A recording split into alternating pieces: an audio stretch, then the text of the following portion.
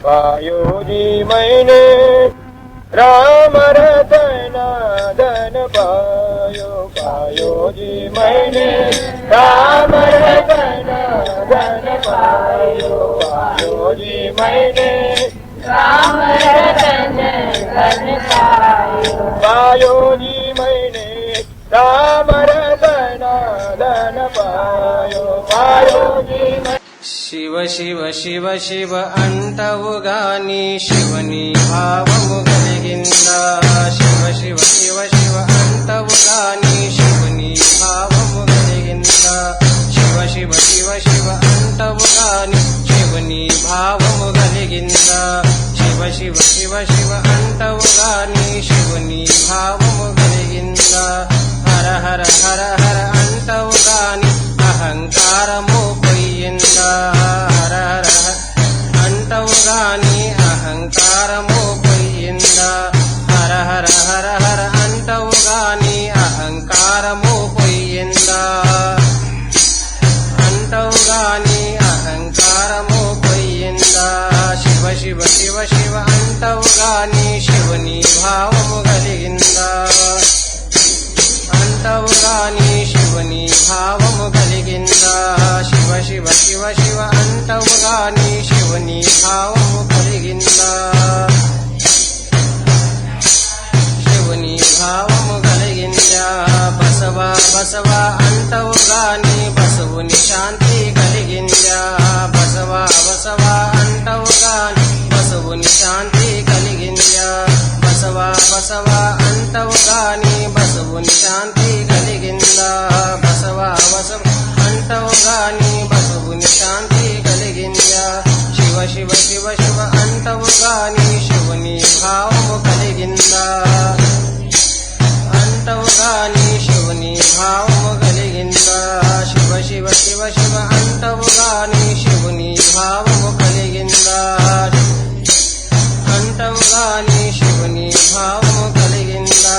రామ రామ అంటవు గాని కామము దూరము చేశావా. రామ రామ అంటవు గాని కామము దూరము చేశావా. రామ రామ అంటవు గాని కామము దూరము చేశావా. రామ రామ అంటవు గాని కామము దూరము చేశావా. శివ శివ శివ శివ అంటవు గాని శివుని భావము కలిగిందా.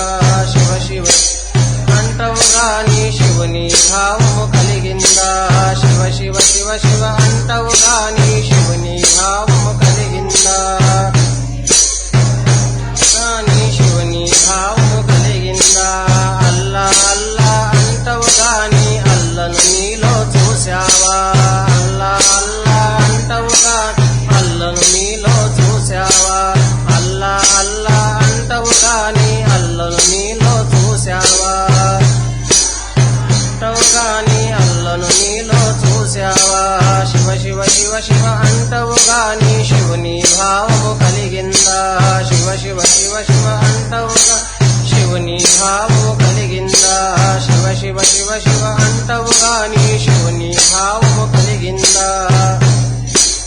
అంటవు గాని శివుని భావము కలిగిందా. గురువు గురువు అంటవు గాని గురుని గుర్తు తెలిసిందా. అంటవు గాని గురుని గుర్తు తెలిసిందా. గురువు గురువు అంటవు గాని గురుని గుర్తు తెలిసిందా. గురువు గురు అంటవు గాని గురుని గుర్తు తెలిసిందా. శివ శివ శివ శివ అంటవు గాని శివుని భావము కలిగిందా. అంటవు గాని శివుని భావము కలిగిందా. శివ శివ శివ శివ అంటవు గాని శివుని భావము కలిగిందా. శివ శివ శివ శివ అంటవు శివుని భావము కలిగిందా. హర హర హర హర అంటవు గాని అహంకారము పోయిందా. అంటవు గాని అహంకారము పోయిందా. హర హర హర హర అంటవు గాని అహంకారము పోయిందా. హర హర హర అంటవు గాని అహంకారము పోయిందా.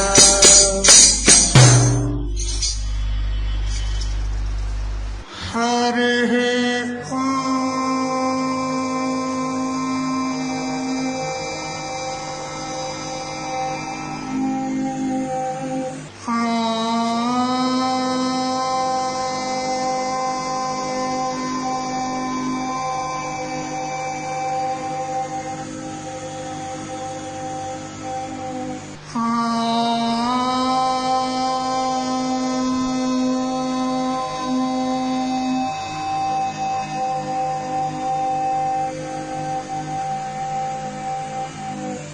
వంశీ విభూషితకరాన్నవనీరదాభాత్ పీతాంబరాదరుణబింబఫలాధరోష్టాత్ పూర్ణేందు సుందరముఖాదరవిందనేత్రాత్ కృష్ణాత్ పరం కిమపి తత్వమహం న జానే వ్యాఖ్యాముద్రికయా లసత్కరతలం సద్యోగపీఠస్థితం వామే జానుతలే దధానమపరం హస్తం సువిద్యానిధిం విప్రవ్రాతవృతం ప్రసన్నమనసం పాథోరుహాంగద్యుతిం పారాశర్యమతీవ పుణ్యచరితం వ్యాసం స్మరేత్ సిద్ధయే శృతిస్మృతిపురాణానామాలయం కరుణాలయం నమామి భగవత్పాదం శంకరం లోకశంకరం ఈశ్వరో గురురాత్మేతి మూర్తిభేద విభాగినే వ్యోమవద్వ్యాప్తదేహాయ దక్షిణామూర్తయే నమః యుక్తాహార విహారాయ వివిక్తస్థలవాసినే మలయాళయతీంద్రాయ బ్రహ్మనిష్ఠాయ తే నమః గీతా భాగవతాద్వైత తత్వామృత స్వరూపిణే గండీక్షేత్ర నివాసాయ రామకృష్ణాయ తే నమః. ఓం పూర్ణమదః పూర్ణమిదం పూర్ణాత్ పూర్ణముదచ్యతే పూర్ణస్య పూర్ణమాదాయ పూర్ణమేవావశిష్యతే. ఓం శాంతి శాంతి శాంతి. స్వాంత పరికల్పిత బ్రహ్మాండాంతర్వర్తి సకల చరాచరములలో అసత్ జడ దుఃఖ మోహాత్మకమైనటువంటి సకల ఉపాధుల కంటే విలక్షణమై సత్ చిత్ ఆనందమై స్వయం ప్రకాశ రూపమై వెలుగొందుచున్నటువంటి ప్రత్యేక భిన్న పరమాత్మకు సాష్టాంగ ప్రణమిల్లుతూ ఆత్మీయులారా, శ్రీమద్ భగవద్గీత ప్రథమ అధ్యాయము అర్జున విషాద యోగము. ఇందులో పశ్యైతాం పాండుపుత్రాణం అని 3వ శ్లోకం మొదలుకొని 11వ శ్లోకం వరకు అయనేషు చరదేషు యథాభాగమవస్థితాః భీష్మమేవాభిరక్షంతు భవంతః సర్వ ఏవ హి. ఈ 11వ శ్లోకం వరకు దుర్యోధనుడు చెప్పినటువంటి విషయం ఉంది. ఇక్కడ ద్రోణాచార్యుని వద్దకు వచ్చినటువంటి దుర్యోధనుడు ద్రోణాచార్యుల వారితో తన సైన్యం గురించి మరియు పాండవ సైన్యం గురించి వివరించి చెప్పినాడు. అయితే భగవద్గీతలో ఎవరు మాట్లాడినప్పుడు వారి పేరుతోని ఉవాచ శబ్దం ప్రయోగించబడుతుంది. సంజయుడు మాట్లాడితే సంజయ ఉవాచ అంటాం. భగవంతుడు మాట్లాడితే శ్రీ భగవాన్ ఉవాచ అంటాం. అర్జునుడు మాట్లాడితే అర్జున ఉవాచ అంటాం. మరి ఇక్కడ దుర్యోధనుడు మాట్లాడినాడు కదా, మరి దుర్యోధన ఉవాచ అని ఎందుకు చెప్పలేరు వ్యాస భగవానుడు కదా? 9 శ్లోకాలు, 3వ శ్లోకం నుంచి 11వ శ్లోకం వరకు దుర్యోధనుడు మాట్లాడినాడు కదా, మరి దుర్యోధన ఉవాచ అని పెట్టాలి కదా. ఈ విషయంలో మహాత్ములు విచారం చేశారు. కొంచెం ఓన్లీ ఎందుకు ఆ దుర్మార్గుడు మాటలు మాట్లాడినాయి, మళ్ళీ దుర్యోధన ఉవాచ అని మళ్ళీ పెట్టి వాని పేరుని స్మరించేది ఎందుకు, దరిద్రుని పేరు. అందుకని వ్యాస భగవానుడు దుర్యోధన ఉవాచ అని పెట్టకపోవచ్చు అని కొందరు అంటారు. మరొకరు అంటారు, మరి ధృతరాష్ట్రుడుగా అటువంటి వాడే కదా. మరి భగవద్గీత ప్రారంభంలోనే శ్రేయాంసి బహువిజ్ఞాని అని చెప్పినట్టు ఆ ధృతరాష్ట్రుని దర్శనమిచ్చినాడు వ్యాస భగవానుడు అక్కడ మొట్టమొదలే. మరి అతని పేరు ఎందుకు తీసుకున్నాడు? ఒకవేళ అటువంటి దుర్మార్గుల పేరు తీసుకునే ఇష్టమే లేకపోతే మరి ధృతరాష్ట్రుని పేరు కూడా తీసుకోకుంటే బాగుండు కదా అని అంటే మలయాళ స్వాముల వారు అంటారు, ఆ ఒక్కని దుష్టుని పేరు తీసుకునేదే మహా ఎక్కువైంది, మళ్ళా వీని పేరు ఎందుకులే అని ఎంత వ్యాస భగవానుడు ఊరుకున్నాడు అని చెప్పినాడు అన్నమాట. సరే, ఈ విధంగా మనము అత్ర శూర మహేశ్వాస భీమార్జున సమాయుధి అని మొదలుకొని దుర్యోధనుడు పాండవ సైన్యంలో ఉన్నటువంటి వీరులను లెక్కించి చెప్పినాడు. ఆ తర్వాత ఇక అస్మాకంతు విశిష్టాయే అని చెప్తూ భవాన్ భీష్మశ్చ కర్ణశ్చ కృపశ్చ సమితింజయ అని అంటూ తన సైన్యంలోని ఉన్న వీరులను వాళ్ళ యొక్క పేర్లను ఉల్లేఖించాడు. మొట్టమొదలు ఏమన్నాడు? భవాన్. భవాన్ అంటే తమరు, మీరు. అంటే ఎవరి ఎదురుగా ఉన్నాడు? ఇప్పుడు ద్రోణాచార్యుని ఎదురుగా ఉన్నాడు కాబట్టి ద్రోణాచార్యులను మొట్టమొదటగా లెక్కించాడు. ఇక ద్రోణాచార్యుడు ఎవరు అని మనం నిన్న తెలుసుకున్నాం. భరద్వాజ మహర్షి యొక్క పుత్రుడు. మరి కౌరవులకు పాండవులకు ధనుర్విద్య ఆచార్యుడు. మరియు స్వభావం చేత కూడా ద్రోణాచార్యులు పక్షపాత రహితుడున్నాడు, భేదభావ రహితుడున్నాడు. ద్రోణం అంటే కొలపాత్ర. ఏ విధంగా? కొలపాత్ర ధాన్యాన్ని కొలిచినప్పుడు ఆ ధాన్యాన్ని అధికంగా చేయడం గాని న్యూనంగా చేయడం గాని అది చెయ్యదు. దానిలో ఎంత ధాన్యం పడుతుందో అంత ధాన్యాన్ని చూపెడుతుంది. ఇది కిలో, ఇది 2 కిలోలు అని. ఈ విధంగా. ఇంతేకాకుండా ఆ ధాన్యంలో నాణ్యతను కూడా వెచ్చించదు, తగ్గించదు, యథాతథంగా చూపెడుతుంది అన్నమాట. అంటే దానికి ఏ పక్షపాతం ఉండదు. ఇంతేకాదు, ఆ కొలపాత్ర కట్టెది అయినా ఉండుగాక, ఒక కర్రతో చేసిందైనా ఉండుగాక, లేదా ఇనుముతో చేసిందైనా ఉండుగాక, లేదా రాగి పాత్ర లాంటిది, బంగారు పాత్ర అయినా ఉండుగాక, ఏ పాత్ర అయినా సరే గాని కిలో అంటే కిలోనే చూపెడుతుంది. అది అంతే, 2 కిలోలు చూపెట్టదు. ధాన్యాన్ని ఎంత ఉన్నదో అంతే చూపెడుతుంది.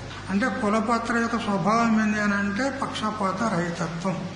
అదేవిధంగా ద్రోణాచార్యునికి కూడా ఇటు పాండవులంటే పక్షపాతం లేదు, ఇటు కౌరవులంటే పక్షపాతం, అందరూ సమానులే. అది ఆచారంలో ఉన్నటువంటి సౌష్ఠవం, అది మంచి గుణం అన్నమాట. ఆచారంలో ఉండాల్సిన గుణం అది. ఆ విధంగా ఆచార్యునికి ఉండవలసిన లక్షణాలు సంపూర్ణంగా ద్రోణాచార్యుల్లో ఉన్నాయి. తర్వాత భీష్ముల వారు, ఇతనికే గాంగేయుడని శాంతనుడని కూడా అంటారు. శంతను మహారాజు యొక్క కుమారుడు కాబట్టి గంగాదేవికి శంతను మహారాజు ద్వారా కలిగినటువంటి సంతానం. ఇతడు కౌరవులకు పాండవులకు పితామహుడు, తాత అన్నమాట. ఇతడు చాలా మహావీరుడు, గొప్ప బలాఢ్యుడు, గొప్ప తత్వజ్ఞాని కూడా.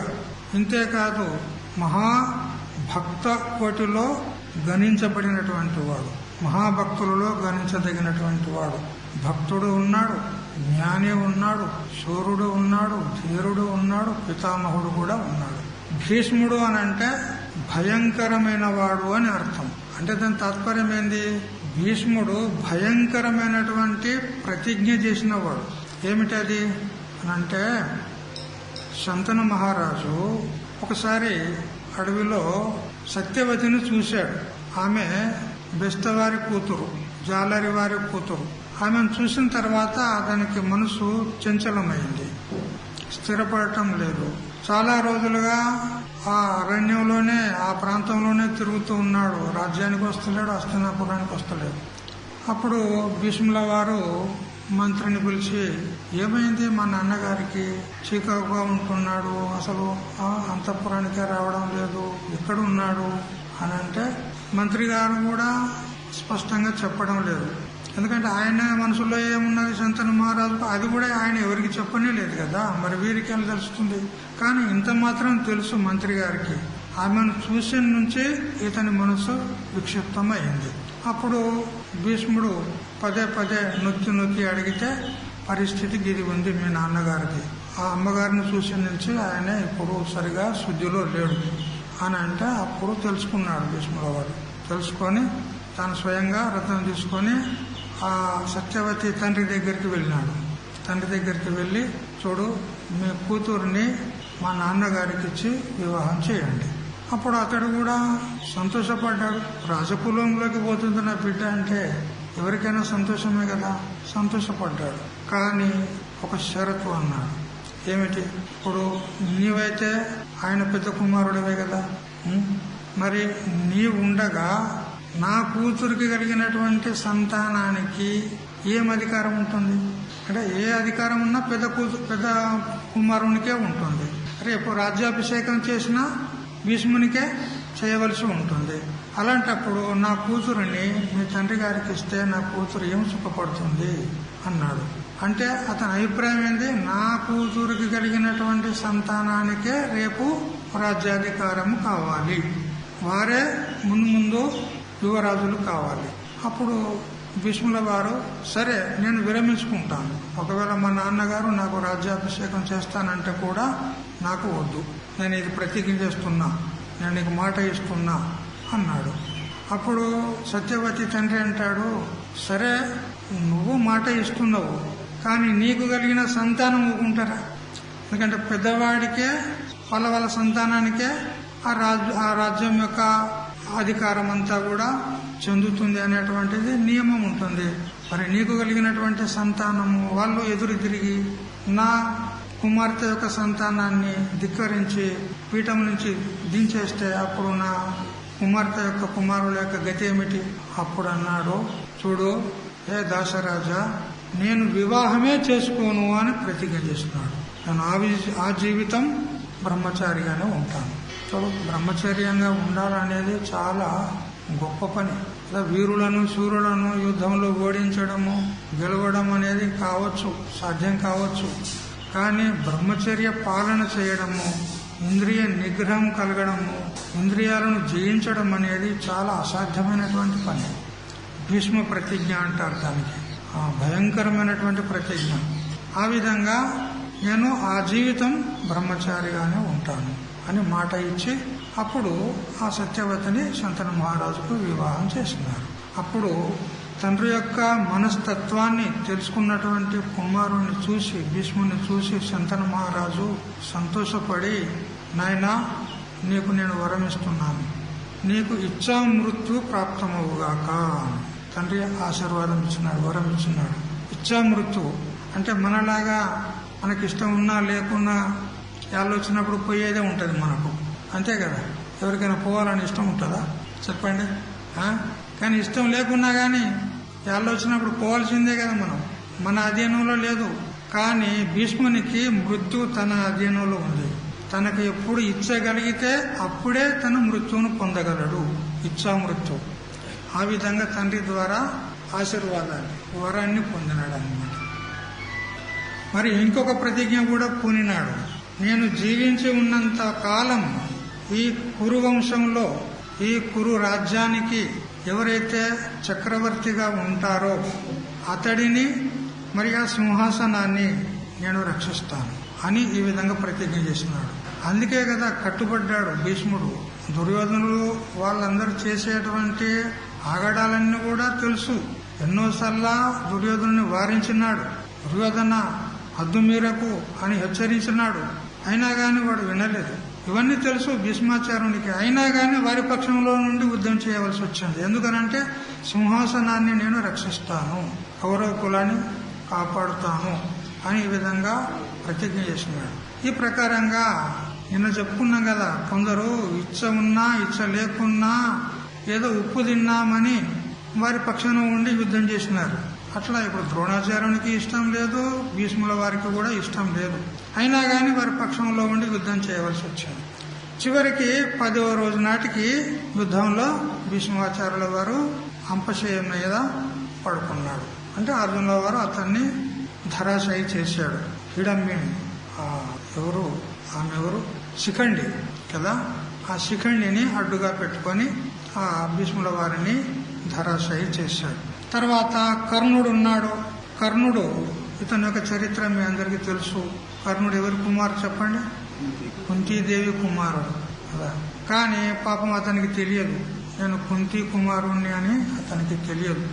ఎందుకంటే అతడు శైశవావస్థ నుంచి ఆ సూత కులంలోనే అతడు పెరిగినాడు కాబట్టి అతనికి సూతుడనే సూత కుమారుడనే పేరే వచ్చింది గాని కుంతీ కుమారుడనే పేరు రాలేదు. అయితే కుంతీ కుమారుడుగా కావలసినటువంటి పరిస్థితి కూడా ఏర్పడింది. యుద్ధము ప్రారంభమైన తర్వాత కుంతీదేవి కర్ణుని దగ్గరికి వెళ్ళింది. వెళ్లి తన యొక్క పరిస్థితిని చెప్పుకోగలిగింది. ఎందుకంటే అట్లాంటి పరిస్థితి ఏ తల్లి కూడా కుమారులకు చెప్పవలసినటువంటిది కాదని. ఎందుకంటే బాల్యావస్థలోనే పుత్రునికి జన్మించింది అని అంటే ఎంత అపవాదం చెప్పండి కదా. అటువంటి పరిస్థితిని చెప్పుకోరాదు, అయినా గాని చెప్పవలసి వచ్చింది. అయినా కర్ణ నువ్వు నా కుమారుడవే అని స్పష్టంగా చెప్పింది కుంతీదేవి. అంటుంది ఇప్పటికైనా గాని నువ్వు పాండవ పక్షానికి రా, నువ్వు జ్యేష్ఠుడవు కాబట్టి రాజ్యము నీకే దక్కుతుంది. నేను ధర్మరాజుతో చెప్తాను. ఒకవేళ ధర్మరాజు గనక ఈ విషయం తెలిస్తే నేను చెప్పక ముందుకే నీకు అధికారం ఇచ్చేస్తాడు. ఎందుకంటే ధర్మరాజు ఉన్నాడు, అతనికి తెలుసు ధర్మం అంటే జ్యేష్ఠులకే అధికారం ఉంటుంది, అతనికి తెలుసు. మరి నువ్వు జ్యేష్ఠుడు కాబట్టి ఆ రాజ్యం నీకు దక్కుతుంది, నువ్వు పాండవులలో చేరు అని అంటే కూడా అతడు రాలే. ఎందుకనంటే స్పర్ధ ఏర్పడింది ఒకసారి పాండవులకు మరి కౌరవులకు. వాళ్ళు విద్యాభ్యాసం చేసిన తర్వాత స్పర్ధ అంటే విద్యలలో పోటీ కదా, ఎవరు శ్రేష్ఠులో చూడాలి అని పెద్ద మైదాన్ లోపల, ఏ విధంగా స్టేడియం ఉంటుంది కదా మనం అట్లా మైదాన్ లోపల అప్పుడు స్పర్ధ ఏర్పడింది. అర్జునునికి సాటి అయినటువంటి వారు కౌరవులలో ఎవరు కూడా రాలేదు. అప్పుడు అర్జునుడే విలుకాడు, ధనుర్విద్యలో శ్రేష్ఠుడు అని ఘోషణ చేశారు. అప్పుడు కర్ణుడు వచ్చాడు అక్కడికి. కర్ణుడు వచ్చి, హే అర్జున, నన్ను గెలిచిన తర్వాత నువ్వు విజయుడవని అనిపించుకో, అంతేగాని నేను ఇక్కడ ఉండగా ప్రతిద్వందిగా నువ్వు విజయుని కాలేదు, నువ్వు ఉత్తమ ధనుర్విలుకాడివి కాలేదు, ఇంకా నాతో యుద్ధం చేయాలంట. అప్పుడు ఇక అర్జునుడు కూడా తయారయ్యాడు అతనితో యుద్ధం చేయడానికి ధనుర్విద్యలో బాణాలతో. అప్పుడు ద్రోణాచార్యుడు లేచి, ఆగు బాబు, మొదలు నీ పరిచయం ఇయ్యి, మీరెవరు కర్ణుని అడుగుతాడు. అతడేం చెప్తాడు? ఉన్నదన్నట్టు చెప్పినాడు. అందరికీ కూడా తెలుసు సూతపుత్రుడని. అప్పుడు ద్రోణాచార్యుడు అంటాడు, ఇది శత్రువులలో జరిగేటువంటి స్పర్ధ, సూతులకు క్షత్రియులకు కాదు ఇక్కడ, అందుకని నీకు ఇక్కడ స్థానం లేదు అన్నాడు. ఈ స్పర్ధలో పాల్గొనడానికి అవకాశం లేదంటాడు. అప్పుడు దుర్యోధనుడు వెంటనే లేచి అతన్ని ఆపి అతన్ని పిలిచి అందరి ముందు అంగరాజ్యానికి అతను అధిపతిని చేశాడు. చూడు, ఇప్పుడు రాజ్యాధిపతి అయినాడు, ఇప్పుడు ఇతడు కూడా క్షత్రువుడే అనబడతాడు. అందుకని క్షత్రియులకు స్పర్ధ ఉన్నదన్నావు కదా, ఇప్పుడు స్పర్ధ ఏర్పాటు చేయి కర్ణునికి మరి అర్జునునికి అని అనేసరికి అంతలో సూర్యాస్తమయం అయిపోయింది. అక్కడికి అది ఆగిపోయింది. తర్వాత మళ్ళా స్పర్ధలు. అప్పుడు అంగరాజ్యానికి అంటే అతన్ని అవమానపరిచినందుకు దుర్యోధనుడు ఆ కర్ణుని యొక్క అవమానాన్ని సహించలేక అంగరాజ్యానికి అధిపతిని చేశాడు కదా. ఇప్పుడు వీరిద్దరేమైనారు? దుర్యోధనుడు కర్ణుడు మిత్రులైనారు, స్నేహితులైనారు. మరి ఇప్పుడు ఇటువంటి మిత్రత్వాన్ని నేను తోసిపుచ్చి నేను పాండవులలోకి నేను చేరినట్లయితే నన్ను ఏమంటారు తర్వాత కాలంలో లోకులందరూ కూడా? మిత్రద్రోహి అనరా? అతడు కూడా ఒక నియమబద్ధంలో ఉన్నాడు. కర్ణుడు కూడా తన ఒక నీతి, ఆయన ఏదైతే ఏ స్థానంలో ఉండాలనో ఆ స్థానాన్ని, తన యొక్క పాత్రను సరిగ్గా పోషించాడు కర్ణుడు కూడా. కాకపోతే అతని యొక్క ప్రారంధం సరిగ్గా లేదు, అనేక శాపాలకు గురైనాడు. బ్రాహ్మణుడు ఒక శాపం ఇచ్చినాడు, పరశురాముడు శాపం ఇచ్చినాడు కదా. ఈ విధంగా అనేక శాపాలకు గురయ్యి అతడు చివరికి యుద్ధంలో పరమగతిని పొందవలసి వచ్చింది. ఈ విధంగా కర్ణుల వారు చాలా సుప్రసిద్ధమైనటువంటి వాడు. మరియు కృపాచార్యుడు యుద్ధంలో జయమే గాని అపజయం మెరుగనటువంటి పరాక్రమశాలి కృపాచార్యుడు. మరియు కౌరవ కులానికి కులగురు కృపాచార్యుడు. ఇతడు గౌతమ వంశీయుడు, శరద్వంతుడను బ్రాహ్మణుని పుత్రుడు. ద్రోణాచార్యునికి భావమరిది అవుతాడు కృపాచార్యుడు. తర్వాత అశ్వత్థామ. ఈ అశ్వత్థామ ఎవరి కుమారుడు చెప్పండి? ద్రోణాచార్యుని యొక్క కుమారుడు. ద్రోణాచార్యునికి మరియు కృపికి, అంటే ఇప్పుడు కృపాచార్యుని చెప్పుకున్నాం కదా, కృపాచార్యునికి చెల్లెలే ద్రోణాచార్యునికి భార్య. కాబట్టి ఆ కృపికి ద్రోణాచార్యునికి ఇద్దరికి కలిగినటువంటి సంతానం అశ్వత్థామ. ఇతడు చిరంజీవి అనబడతాడు. అతనికి మరణం లేదు, చిరంజీవి అనబడతాడు. మరి మహారథుడు ఉన్నాడు. అయితే మనం పురాణాల్లో చాలా మందిని చిరంజీవులను వింటూ ఉంటాం. ఆంజనేయుడు చిరంజీవి, మార్కండేయుడు చిరంజీవి, ధ్రువ కుమారుడు చిరంజీవి, అశ్వత్థామ చిరంజీవి. అంటే వీరికి మరణం లేదు. మరి ఇది ఎంతవరకు నిజము? చిరంజీవులని అంటాం మనం. ఇది ఎంతవరకు నిజము అని అంటే విష్ణు పురాణం చెప్తుంది, ఆభూత సంప్లవం ప్రాప్తం అమృతత్వం హి కల్పతే. మహాప్రళయ పర్యంతమే వారి యొక్క చిరంజీవిత్వం. మహాప్రళయం ఏంటంటే చిరంజీవులు పోతారు, దేవతలు పోతారు. దేవతలు కూడా అమృతం దాగి అమరులయ్యారు కదా దేవతలు. వాళ్ళు కూడా కాలగర్భంలో కలిసిపోవాల్సిందే. మహాప్రళయం వరకే వారి యొక్క అమరత్వం, వీరి యొక్క చిరంజీవిత్వం. అంతేగాని శాశ్వతంగా కాదు. మళ్ళీ తర్వాత సృష్టిలో మళ్ళీ వేరే సృష్టి తయారవుతాయి. వేరే సృష్టిని తయారు చేస్తాడు బ్రహ్మదేవుడు. అప్పుడు మళ్ళీ రాక్షసులు, దేవతలు అన్ని జాతులు మళ్ళీ ఉత్పన్నం చేస్తాడు. అందుకని అమృతం తాగితే అమరులైపోతారంట. మాకింత దొరికితే బాగుందని మీరు అనుకోవద్దు. అమృతం తాగితే అమరులైపోతారంట కదా, మాకింత ఇంద్రుడిని అడిగితే కొద్దిగా ఇస్తాడేమో అని మీరు ఆశించవద్దు. ఎందుకంటే వాళ్ళకే అమరత్వం లేదు. వాళ్ళ అమరత్వమే ఆపేక్షికమైనటువంటి అమరత్వం. అది కూడా శాశ్వతం కాదు. ఇక మీరు దాకా ఏం చేస్తారు? ఇట్లా తెచ్చింది ఏం కదా, అట్లా తెచ్చేదానికంటే ఎలాగూ మరణం తప్పదు కదా. సరే, ఇంకొక వీరుడు ఉన్నాడు, వికర్ణుడు. ఇతడు దుర్యోధనుని తమ్ముడు, మహావీరుడు వికర్ణుడు. మరియు సౌమదత్తి అంటే సోమదత్తుని పుత్రుడు భూరిశ్రవుడు అనబడతాడు. కౌరవ పాండవులకు పితృసముడు. శంతనుని అన్నయ్యకు బాహ్లీకుని మనుమడు. శంతన మహారాజుకు అన్న అయినటువంటి బాహ్లీకుడు ఉన్నాడు. అతనికి ఈ సోమదత్తి మనుమడైతాడు.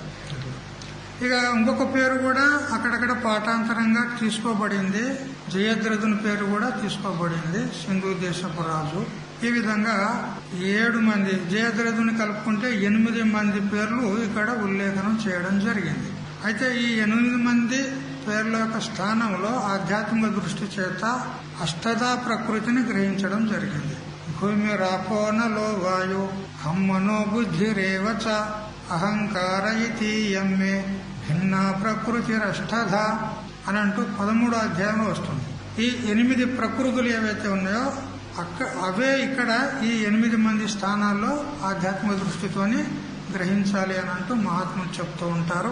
అది ఎట్లా, అదంతా విషయము భాష్యం తెలుసుకున్నప్పుడు తెలుసుకోవచ్చు.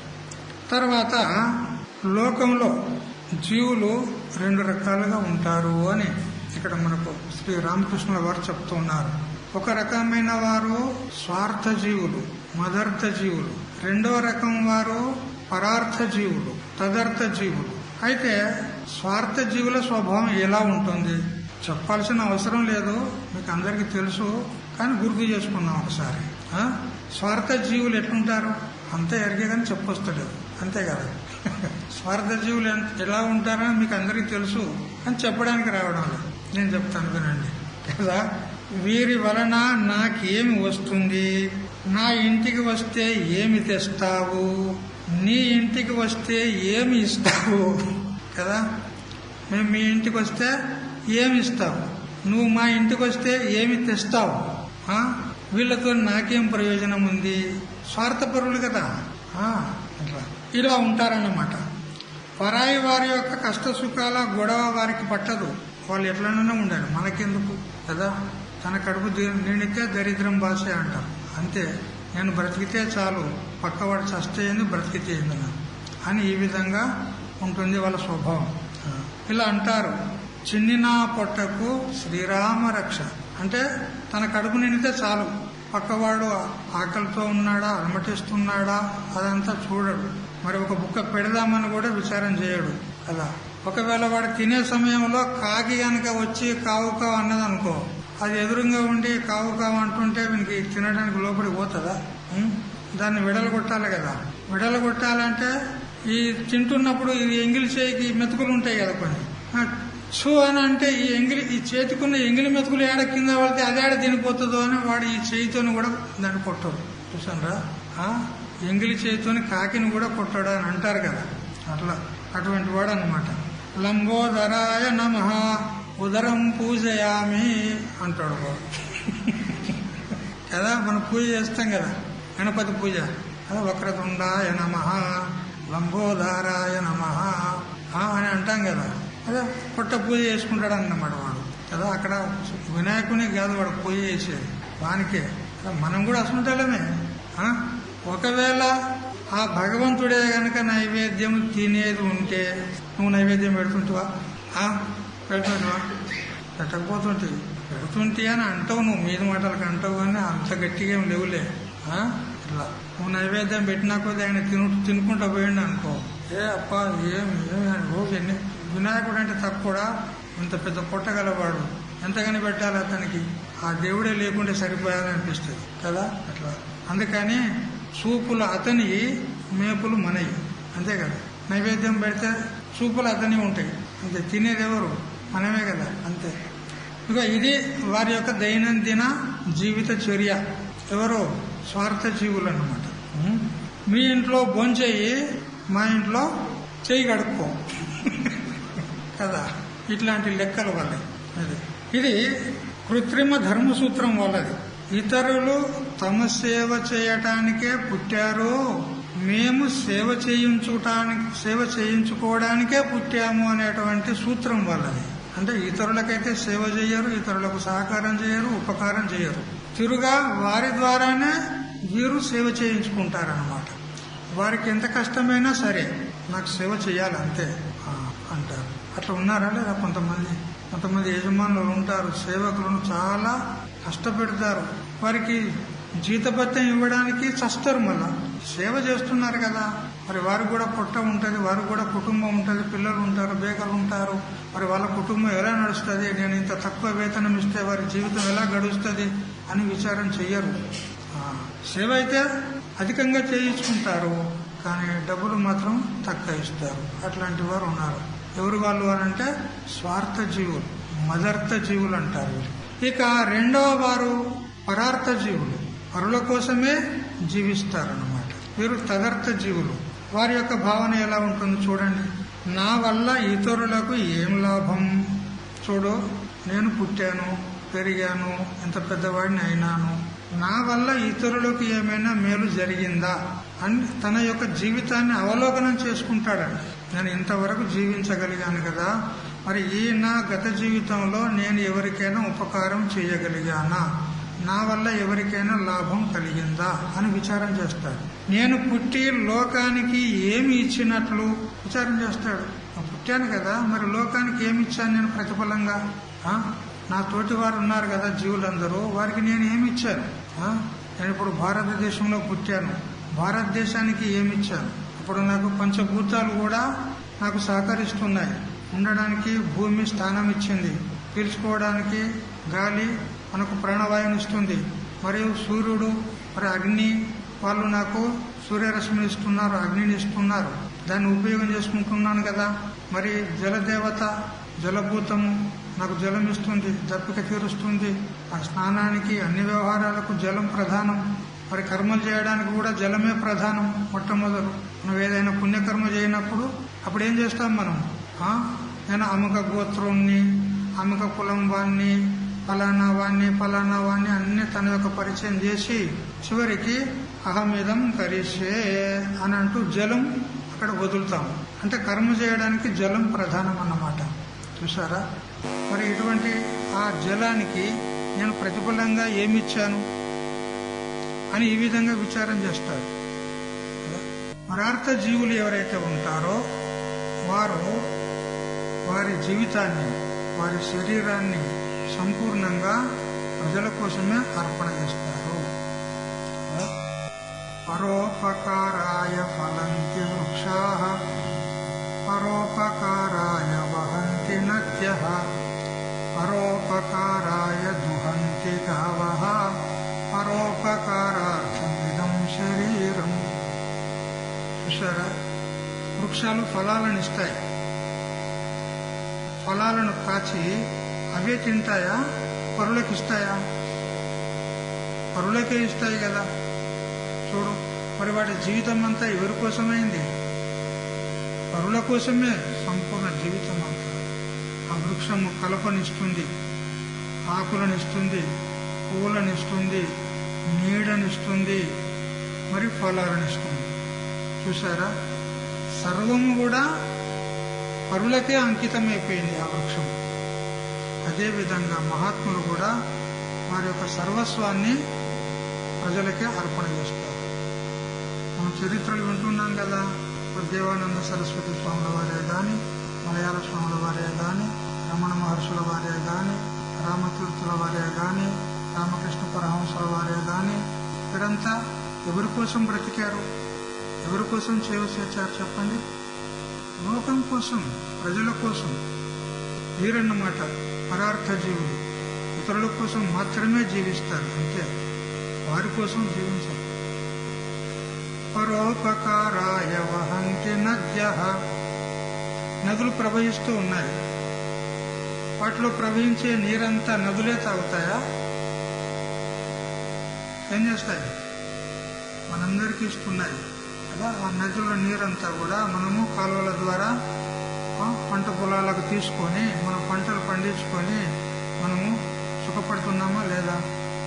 మరి ఇప్పుడు ఆ నదులన్నీ ఎవరి కోసం ప్రవహిస్తున్నట్లు? మన కోసమే, పరుల కోసమే. అట్లే ఆవు పాలిస్తుంది. ఎవరి కోసము? మన కోసమే. ఒకవేళ మీరు అంటారేమో, దాని లేగదూడ ఉంటుంది కదండి, దాని సంతానానికి తన పాలిస్తుంది అని అంటారు.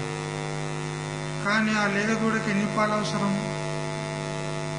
కొంచెమైతే సరిపోతాయి. మనము ఒకవేళ ఆవు కనుక పాలు పితకకపోతే మొత్తము లేగదూడకే ఇచ్చినామనుకోండి, 2 రోజుల్లోనే లేగదూడ సరిపోతుంది. మరి మిగతా పాలన్నీ కూడా అన్ని మనమే అనుభవిస్తున్నాం కదా. అంటే పరుల కోసము ఈ విధంగా అవి వారి యొక్క జీవితాన్ని సమర్పితం చేస్తున్నాయంటే, అదేవిధంగా మహాత్ములు కూడా వారి యొక్క జీవితాన్ని పరుల కోసమే అంకితం చేస్తారన్నమాట.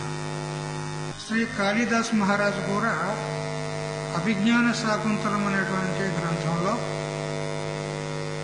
5వ అంకము 12వ శ్లోకంలో చెప్తాడు ఈ విధంగా: భవంతి నమ్రాస్తరవః ఫలాగమైః నవాంబుభిర్దూర విలంబినో ఘనాః అనుద్ధతా సత్పురుషా సమృద్ధిభిః స్వభావ ఏవైష పరోపకారిణాం. తరవః అంటే వృక్షాలు, ఫలాగమైః ఎప్పుడైతే ఫలాలు ఋతుకాలంలో ఆ చెట్లకు వచ్చేస్తూ ఉంటాయో అప్పుడు ఆ ఫలాల చేత అది బరువెక్కి అది కిందికి వంగుతుంది అన్నమాట. కిందికి వంగి తీసుకోండి తీసుకోండి తీసుకోండి నా ఫలాలనని మనకు అందిస్తూ ఉంటుంది. కాబట్టి ఆ వృక్షాలు ఏ విధంగా పరోపకారార్థమై తన ఫలాలను అందిస్తుందో అదేవిధంగా నవాంబుహి దూర విలంబినో ఘనాః. చూడు, వర్షాకాలము ప్రాప్తమైనప్పుడు మేఘాలు వర్షించడానికి సన్ముఖమైనప్పుడు ఆ మేఘాలు జలాలను నింపుకొని అవి భూమికి కిందుగా వచ్చేస్తాయి, చాలా దగ్గరలో వచ్చేస్తాయి భూమికి. ఒక్కో చోట ఏమంటారు, ఒకే చోట వస్తాయి. బాదల్ ఫట్నా అంటారు హిందీలో. బాదల్ ఫట్నా మేఘము అది చిట్లిపోయిందని అంటారు. మేఘం ఒకేసారి చిట్లిపోయి ఒకే దగ్గర దారగా పోస్తుందండి. కాదు, వడగండ్లు వేరు, కుంభవర్షం వేరు. ఇది ఒకే చోట ధారగా పోస్తుంది. వర్షం అయితే అంతటా పడుతుంది, కానీ ఇది ఒకే చోట ఒక ధారగా పోస్తుంది అనమాట. అట్లా జలపాతం పడ్డట్టు, జలపాతాలు ఉంటాయి కదా, అలా ఒక్కోసారి అంటే దగ్గరకు వచ్చి భూమి మీద ఆ విధంగా కుమ్మరిస్తారు. ఈ విధంగా మేఘాలు వర్షించుటకు పూర్వము అవి భూమి దగ్గరికి వచ్చి ఈ విధంగా భూమిపై వేలాడుతూ ఆ మేఘాలన్నీ కూడా వర్షాన్ని కురిపిస్తాయి. ఎవరి కోసము అంటే జీవుల కోసం, కేవలం మనుషుల కోసమే కాదండి. పశువులు, పక్షులు, క్రిములు, కీటకాలు, ఎన్ని ప్రాణులు బ్రతుకుతాయండి వర్షిస్తే. ఒకవేళ వర్షమే లేకపోతే ఎన్నో క్రిమి కీటకాలు మాడి మాడి చచ్చిపోతాయి. చూసారా? అందుకని పరుల కోసమే ఈ మేఘాలు వర్షిస్తున్నాయి, పరుల కోసమే వృక్షాలు ఫలిస్తున్నాయి. అదేవిధంగా సత్పురుషాహ, సత్పురుషులు, మహాత్ములు, సాధువులు ఎవరైతే ఉన్నారో వారు వారి యొక్క సంపూర్ణ జీవితాన్ని లోకం కోసమే సమర్పితం చేస్తారు. అయితే వారిలో ఉన్నటువంటి ఏవైతే ఉన్నతమైనటువంటి గుణాలు, భావాలు ఉంటాయో వారే స్వయంగా ప్రకటన చేసుకోరు. ఎవరి ప్రోద్బలంతోని గాని లేదా స్వయంగా గాని వారి యొక్క గొప్పతనాన్ని వాళ్ళు చెప్పుకోరన్నమాట. నిన్న కూడా ఈ స్వామీజీ చెప్పకు అంటున్నారు. మంచిది కాదు కదా, వాళ్ళ యొక్క గొప్పతనాన్ని వారు చెప్పుకోవడం మంచిది కాదు. అట్లా ఈ విధంగా రెండవ రకము జీవులు ఉంటారు. ఎవరు వీరు అంటే పరార్థ జీవులు. ఇక్కడ ఈ విషయం ఎందుకు తీసుకున్నాడు రామకృష్ణుల వారు అంటే, దుర్యోధనుడు ఉన్నాడు కదా, వాడు స్వార్థజీవి, అర్జునుడు పరార్థజీవి. ఇప్పుడు ఇక్కడే అంటాడు దుర్యోధనుడు, మొదర్తే త్యక్త జీవితాహ అంటాడు. వీళ్ళంతా నా కోసం ప్రాణాలను వదిలిపెట్టి వచ్చినారు అంటాడు. అంటే నా కోసం వీళ్ళంతా బతుకుతున్నారు అంటే స్వార్థజీవి వీడు. కానీ అర్జునుడు అంటాడు, ఇదే మొదటి అధ్యాయంలోనే 33వ శ్లోకంలో, ఏషామర్థే కాంక్షితంలో రాజ్యం భోగా సుఖాని చ తైమేవ స్థితాయుద్ధే ప్రాణం త్యక్త్వా ధనాని చ అన్నాడు. చూడు, ఎవరి కోసమైతే నేను రాజ్యం యొక్క అపేక్ష చేత రాజ్యం కావాలి, జయం కావాలని నేను ఈ యుద్ధరంగంలోకి వచ్చాను. ఎందుకు వచ్చాడు? ప్రజలందరూ కూడా సుఖంగా ఉండాలి, ప్రజలందరూ కూడా బాగుండాలి అని ప్రజల కోసము రాజ్యాన్ని మనం పొంది వాళ్ళను సుభిక్షంగా కాపాడేటువంటి బాధ్యత మనకు ఉంటుంది కాబట్టి, వాళ్ళని రక్షించే బాధ్యత మనకు ఉంటుంది కాబట్టి వాళ్ళ కోసం యుద్ధం చేయడానికి నేను వచ్చాను. మరి ఎవరి కోసమైతే నేను ఇక్కడ యుద్ధం చేయడానికి వచ్చాను వాళ్ళే ఇక్కడ ప్రాణాలను, ధనాలను అన్ని అర్పించి యుద్ధంలో వస్తున్నారే, అయ్యో వారందరూ కూడా ప్రాణాలను కోల్పోతారే. ఈ యుద్ధం అనేటువంటి నిమిత్తం చేత ఈ రాజ్యం యొక్క కాంక్ష ఏదో కానీ ఇంతమంది వృథాగా ప్రాణాలను కోల్పోతారే అని ఈయన ఏడుస్తూ ఉన్నాడు ఒకవైపు అర్జునుడు. ఇప్పుడు దుర్యోధనుడేమో నా కోసం చావడానికి వచ్చారని మొదలే చెప్పి ఉన్నాడు. ఎందుకంటే గట్టిలే అయింది కదా మొట్టమొదటి. మన నోటి నుంచి ఏమెళ్ళింది? నా కోసం చావడానికి వచ్చారని. చచ్చినట్టే కదా వాళ్ళంతా. అంటే భవిష్యత్తులో జరిగే ఘట్టాన్ని వాడి నోటి నుంచి వాడే పలికినాడు. ఈ విధంగా స్వార్థ జీవులు ఎలా ఉంటారంటే, రుణం కృత్వా ఘృతం పిబే భస్మీభూతస్య దేహస్య పునరాగమనం కుతః అంటారు. స్వార్థ జీవులు ఎలా ఉంటారంటే, అప్పు చేసేనా ఎందుకు కాదు, పప్పు కూడా తినాలి. మరి మోచేతుల దగ్గర కారేలాగా నెయ్యితోని తినాలి మంచిగా. నెయ్యి భోజనం చేసేటప్పుడు నెయ్యి ఎంత పోసుకోవాలంటే, మనం బుక్క పెట్టుకునేటప్పుడు ఆ నెయ్యి కారి మోచేతులకు రావాలి. అట్లా తినాలి, మంచిగా కమ్మగా తినాలి అంటారు అన్నమాట. అయ్యో మరి ఇంత కమ్మగా తింటే అందరు అంటారు, ఏమయ్యో నాష్టా అనుకున్నా ఇల్లు ముంచితివి కదా అంటాను.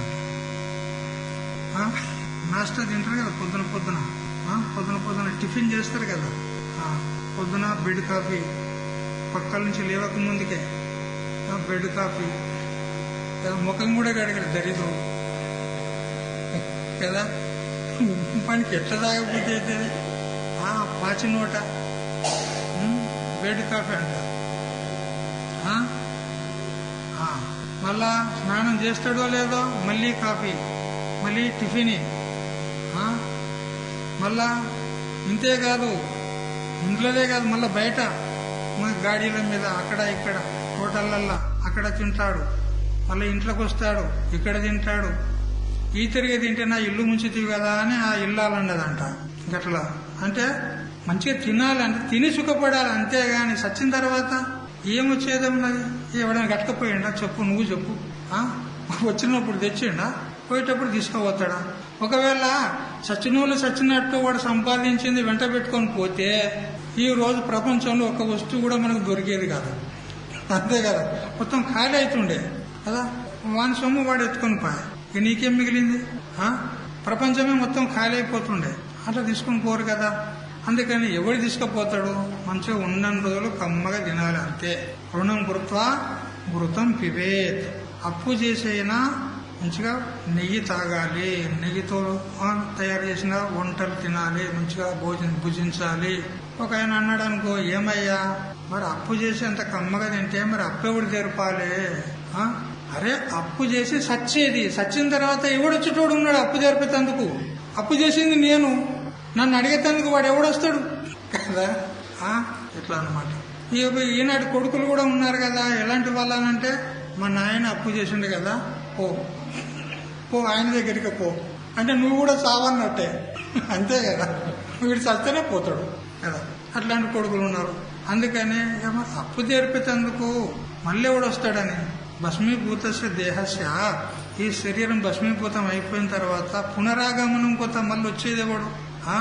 అందుకని ఎక్కడ దొరికితే అక్కడ తీసుకురా అప్పు. చూడు, ధనవంతులను బాగా వెతుకు, అక్కడో 10 లక్షలు, ఇక్కడో 10 లక్షలు, ఇక్కడో 10 లక్షలు తీసుకురా.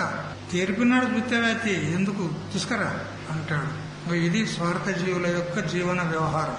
ఇట్లా ఉంటాయి. పశువులాగా తినేది, పందిలాగా తినేది. మంది కూడు, పంది ఎవరి కూడు తింటది? పంది ఎవరి కూడు తింటది చెప్పు? మందిదే తింటది కదా. అట్లా పశువులాగా పందిలాగా మంది కూడు తినేది, ఆయన జీవితం గడిపేది. ఇదేమో జీవితమా బాబా? ఇట్లాంటి జీవితము వ్యర్థ జీవితం. వాడు ఉద్ధరించబడ్డోడు కాదు, ఇతరులకు ఉపయోగపడ్డోడు కూడా కాదు. దోబికా కుత్తా నా ఘర్కా నా ఘాటుకా అంటారా? మీకు ఎరికేరా? సాకలి వాని కుక్క రేవుకు రాదు, ఇంకేమంటారు, ఇంటికి కాదు, రేవు కాదు అని అంటారు. అట్లయితే వాని పని. వాడు ముక్తుడు కాదు, కొన్ని ఇంకోళ్ళకు ముక్తులను కావడానికి ఉపయోగపడాడు. రెండు లేవు. ఇట్లా అయిపోతే వాని బతుకు. అయితే విలాసాల్లోనే వాని యొక్క జీవితం గడుస్తూ ఉంటుంది. పరార్థ జీవుడు ఎవడైతే ఉంటాడో, ఏది స్వార్థ జీవుడైతే ఉంటాడో. అయితే ఈ భోగాలు అనుభవిస్తారు కదా, వాస్తవంగా ఈ భోగాలు ఏవైతే ఉన్నాయో వాటిని వీడు అనుభవిస్తున్నాడా, భోగాలే వీడిని అనుభవిస్తున్నాయా?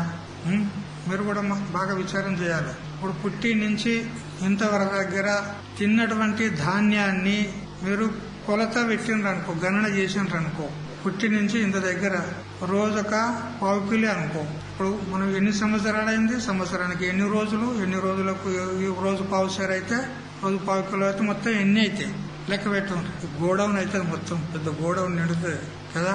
ఎంత తిన్నామా లేదా? తిన్నాం కదా. ఇప్పుడు మరి భోగాలను అనుభవిస్తుంటే, భోజనం చేస్తుంటే శరీరం వృద్ధి కావాలి కదా, వృద్ధి కావాలి కదా. మరి ముసలోళ్ళం ఎందుకు అవుతాను కదా చెప్పు నాకు. తింటూ తింటూ ముసలోళ్ళం అవుతున్నాం. ఇప్పుడు ఎవరెవరు తిన్నట్టు? భోగాలను మనం అనుభవించినట్ట, మనం భోగాలను అనుభవించినట్ట? అవే మనల్ని తింటున్నాయి కదా. ఒకవేళ అవి మనల్ని భుజించకపోతే, మనల్ని జీర్ణింపజేయకపోతే మరి ముసలోళ్ళం కావద్దు మనం. అంటే మన శరీరం జీర్ణమైపోతుంది అని అంటే ఆ భోగాలన్నీ కూడా మన శరీరాన్ని జీర్ణం చేస్తున్నాయి, అంటే శరీరాన్ని సృష్టింపజేస్తున్నాయి, అంటే భోగాలే మనల్ని అనుభవిస్తున్నాయి. అర్థమైందా? కాబట్టి భోగాల లోపల ఇదొక న్యూనత అన్నమాట, దోషం. ఈ విధంగా ఉంటుంది. భోగా న భుక్త వయమేవ భుక్త. భర్తృహరి వైరాగ్య శతకంలో చెప్తాడనమాట. భోగా న భుక్త వయమేవ భుక్త తపో న తప్తం వయమేవ తప్తా కాలో నయాతో వయమేవ యాత తృష్ణాన జీర్ణ వయమేవ జీర్ణ. ఇప్పుడు భోగాలను మనం అనుభవించడం లేదు, భోగాలే మనల్ని అనుభవిస్తున్నాయి, మనల్ని శుష్కింపజేస్తున్నాయి, జీర్ణింపజేస్తున్నాయి, చివరికి మరణోన్ముఖం చేస్తున్నాయి, మృత్యువాత పడేస్తున్నాయి భోగాలు. తింటూనే చస్తున్నాడా లేదా? మరి భోగాలు ఏం చేసినట్టు మనల్ని? అవే మనల్ని అనుభవించినాయి. తపోన తప్తం వయమేవ తప్తాహ. మనము తపస్సు ఏదైతే చేస్తున్నామో ఈ తపస్సు మనం చేయడం లే, మనల్ని ఆ తపస్సు తప్పింపజేస్తుంది అంటాడు. ఎందుకంటే మనం తపస్సు చేస్తాం. తపస్సు అంటే ఒంటి కాల మీద నిలబడి తపస్సు చేయడము, లేదో చుట్టూ ఆ 4 పిడికల యొక్క తప్పి అంటారు, ఏమంటారు దానికి, పిడికలు పేరుస్తారు, ఇంతెత్తు ఇంత వెడల్పుతోని పిడికలు పేర్చి నిప్పంటిస్తారు. ఈ వైపుకొకటి, ఆ వైపుకొకటి, ఇటు అటు 4 వైపులా పిడికలు పేర్చి వాటికి నిప్పట్టించి మధ్యలో నిలబడి తపస్సు చేస్తారు. ఇది కొంతమంది కృచ్ఛాంద్రాయనాది వ్రతాలు చేస్తారు. కృచ్ఛాంద్రాయన వ్రతం అంటే చంద్రునికి సంబంధించినటువంటి వ్రతం అన్నమాట. అంటే ఏ విధంగా అమావాస్య మరునాటి రోజు ప్రతిపద లేదా పాడ్యమి అంటాం మనం. అది మొదటి తిథి, అవును కదా. ఆనాడు మనము నోట్లో ఎంత పడుతుందో గంత ఒకటే బుక్క తినాలి, 2 బుక్క పెట్టొద్దు, ఒకటే బుక్క అంతనే తిని సమాప్తం చేయాలి భోజనం, అంతే. ద్వితీయ నాడు విధి అన్నాడు 2 బుక్కలు తినాలి. ఎట్లయినా ఇక నేను ఒకటే బుక్క తింటున్నా కదా, రేపటి దగ్గర ఆకలి ఆగుతోలేదో అని ఒక్కపరి నోట్లో ఇంత పట్టే దగ్గర పెట్టొద్దు. సాధారణంగా మనం నోట్లో ఎంత పెట్టుకుంటామో అంతనే ఆ కవలం తీసుకోవాలి. విధి అన్నాడు 2, తది అన్నాడు 3, చతుర్థి నాడు 4, ఇట్లా పౌర్ణమి నాటికి 15 రోజులు అవుతాయి కదా. పౌర్ణమి నాడు 15 కవలాలు, 15 బుక్కలు తినాలి. ఇక పౌర్ణమి తెల్లారి మళ్ళీ 14, మరునాడు 13, ఆ తర్వాత 12 తగ్గించుకుంటూ రావాలి. మళ్ళీ అమావాస్య నాటికి వచ్చేసరికి అమావాస్య నాడు ఏమీ తీసుకునేది లేదు. ఇట్లా 1 నెల రోజులు చేస్తే ఒక్క వ్రతం అవుతుంది కదా. ఇట్లా 80 చేస్తే కృచ్ఛాంద్రాయనాది వ్రతాలు అశీతి అంటారు. అప్పుడు వానికి స్వర్గం ప్రాప్తమవుతుంది కదా. వీడు 1 నెల వరకే స్వర్గానికి పోతాడు కదా. అంత కఠినమైనటువంటి తపస్సులు ఉంటాయి, శాస్త్రంలో చెప్పిన ఇవన్నీ. అయితే తపస్సు చేస్తుంటే ఏమైతుంది? వీడు తపస్సును చేస్తున్నాడా, తపస్సే వీని తప్పింపజేస్తుందా? చెప్పండి. ఇప్పుడు ఈ విధంగా చేస్తే వీడే తప్పించిపోతున్నాడా లేదా, శుష్కించిపోతున్నాడా లేదా? అందుకని తపోన తప్త వయమేవ తప్త. తపస్సు తపం కావడం లేదు, మనమే తప్పించిపోతున్నాం అంటాడు. కాలో నయాత వయమేవ యాత. చూడు, మనం పుట్టి ఇన్ని సంవత్సరాలు అయింది, కాలం గడిచిపోయిందా లేదా? 60, 50, 30, 70, 80 కొన్ని సంవత్సరాలు గడిచిపోయినాయా లేదా? కాలం గడిచిపోయిందా లేదా? కదా. ఇన్ని సంవత్సరాలు గడిచిపోయినాయి అని మనం అనుకుంటున్నాం, కానీ మనమే గడిచిపోతున్నాం. ఎక్కడికి? మృత్యు దగ్గరికి, అంతే కదా. మనమే పోతున్నాం, కాలం పోవడంలే, మనమే మృత్యుముఖంలోకి పోతున్నాం. ఇది తెలుస్తలేదు చాలా మందికి. కొంతమంది పెద్ద మనుషులు అంటారు, నేను 90 ఏళ్ళు బతికినా, నేను 95 ఏళ్ళు బతికినా అంటాడు. ఏం సాధించండు? 95 ఏళ్ళు బతికి ఆ కాకులు బతుకుతున్నాయి, 1000 ఏళ్ళు బతుకుతాయంట. పాము 1000 ఏళ్ళు బతుకుతుందంట. ఆ ఏనుగు 500 సంవత్సరాలు బతుకుతుందంట. కోతి 300 సంవత్సరాలు బతుకుతుందంట. మరి నీకంటే అవే మంచిగా ఉన్నాయి కదా, అవే ఎక్కువ బతుకుతున్నాయి కదా. మరి నువ్వు 90 ఏళ్ళు బతికి ఏం సాధించినవు? ఆత్మజ్ఞానాన్ని పొందినవా? లోకానికి ఉపయోగమైనవా? ధర్మ కార్యాలు చేసినవా? ఏం చేయలేదు. మరి ఎందుక బతుకు కదా. అందుకని కాలం పోయిందని కాదు, జీవితం గడిచిందని కాదు, దివ్య జీవితం గడవాలి. ఇది బాగా గుర్తుపెట్టుకోండి కదా. దివ్యమైనటువంటి జీవితం గడవాలి. ఎంతకాలం బ్రతికినం అనేటువంటిది సమస్య కాదు, అది మాట కాదు. మనం ఎంత బతికినా చాలు. ఆ బతికినన్నాళ్ళు లోకానికి ఎంతవరకు మనం ఉపయోగపడినాము, మన జీవితాన్ని ధన్యప్రదము, దివ్యప్రదము, పుణ్యప్రదము చేసుకున్నామా లేదా అని విచారం చేయాలి. ఇప్పటికైనా మనం విచారం చేయాలి కదా. ఏదో మేము గురుభక్తులమైనాము, దీక్ష తీసుకున్నాము, రోజు జపం చేస్తున్నాము, మా జన్మ ధన్యమైపోయింది, ఇంతే సరిపోదండి కదా. లోకానికి ఎంతవరకు ఉపయోగపడినవు, పోనీ జపం చేసుకున్నంత మాత్రం నిన్ను నువ్వన్నీ ఉద్ధరించుకున్నట్లు అయిందా? ఏమో ఆత్మజ్ఞానం కలిగిందా? ఇంత జపం చేయగానే ఒక మాల దింపంగానే, ఒక మాల దింపితే ఆడ పొయ్యకెత్తి పోతే పొలం పనులకు అయిపోయినా? ముక్తురాలు అయినావా? ముక్తుని అయినావా? ఆత్మజ్ఞానాన్ని సంపాదించుకోవాలి. అది మన జన్మ సాఫల్యానికి హేతు. కేవలం ఈ జపతపాలు చేసుకున్నంత మాత్రాన ఏం ఉపయోగం లేదు. అందువల్ల ఆత్మజ్ఞానాన్ని అది మన జీవితం యొక్క లక్ష్యం. మనం జన్మానికి వచ్చింది అందుకోసం. బాగా విచారం చేయండి. ఇంకా భోగాలు రోగానికి హేతువులంటూ భర్తృహరి గారు చక్కగా చెప్తూ ఉన్నారు. భోగే రోగ భయం కులే చ్యుతి భయం విత్తే నృపాలాద్ భయం మౌనే దైన్య భయం బలే రిపు భయం రూపే జరాయా భయం శాస్త్రే వాద భయం గుణే ఖల భయం కాయే కృతాంతాద్ భయం సర్వం వస్తు భయాన్వితం భువి నృణాం వైరాగ్యమేవా భయం అంటారు. భోగే రోగ భయం. భోగాలు అనుభవించున్నాడు అనుకోండి, అధికంగా భోగాలు అనుభవిస్తే ఏమవుతుంది? రోగాలు వస్తాయి. ఇంకేమొస్తాయి? దీనికి ఉదాహరణ మహాభారతంలోనే వ్యాస భగవానుడు 2 దృష్టాంతాలు ఇచ్చినాడు. ఇప్పుడు మనం చెప్పుకున్నామే సత్యవతి కథ. ఆ సత్యవతికి శంతన మహారాజు ద్వారా 2 పుత్రులు జన్మించారు. వారి పేరు చిత్రవీరుడు, విచిత్రవీరుడు. వారు రాజ్యము ప్రజలు అనేది విషయం ఎప్పుడు కూడా వాళ్ళ మనసులో రాలేదు. ప్రజలు ఏమైనా సరే, రాజ్యం ఏమైనా సరే, మాకు భోగాలు కావాలి అని అంటూ ఎల్లప్పుడూ భోగ విలాసులయ్యి, విషయ విలాసులయ్యి భోగాల్లోనే వాళ్ళు రమించినారు. ఆ భోగాల చేత వాళ్లకు అకాల మృత్యు ఏర్పడింది. సంతానం కాకపోవడమే వాళ్ళు మరణించారు. చూసారా?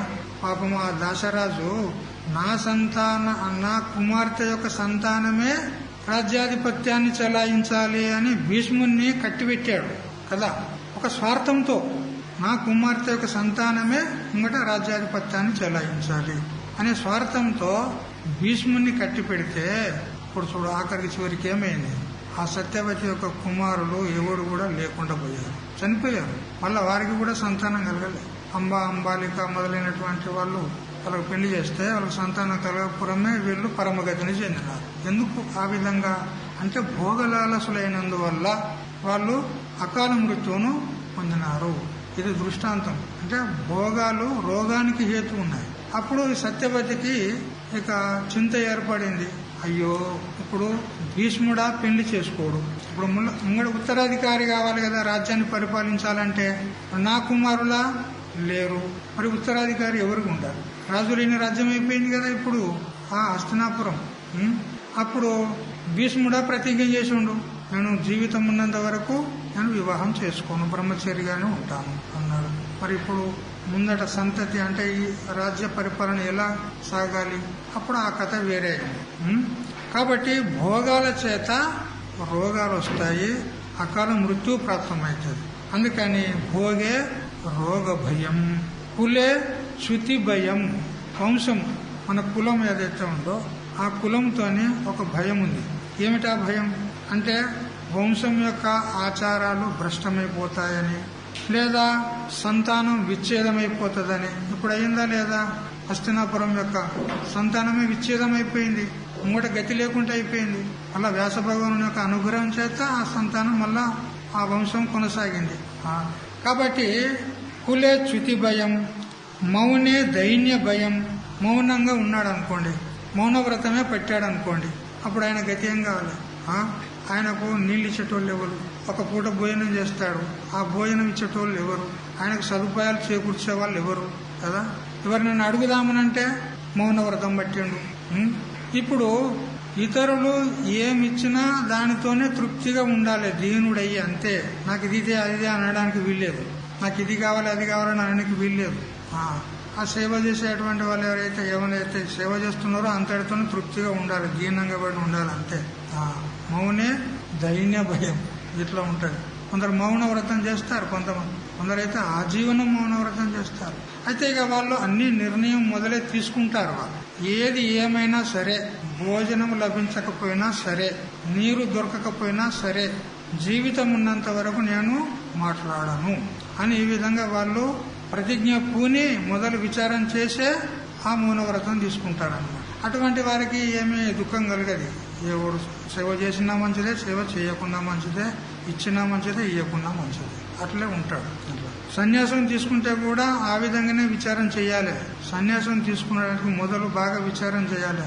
ఎందుకంటే సన్యాసం తీసుకున్న తర్వాత అతడు ఇప్పుడు కుటుంబం నుంచి వేరైపోతున్నాడు, దూరమైపోతున్నాడు కదా. ఇప్పుడు అతడు భగవంతునికే సంపూర్ణంగా తన శరీరాన్ని అర్పణ చేస్తాడు. ఆ భగవంతుడు ఇస్తే తినాలి, లేకపోతే లేదు, అంతే.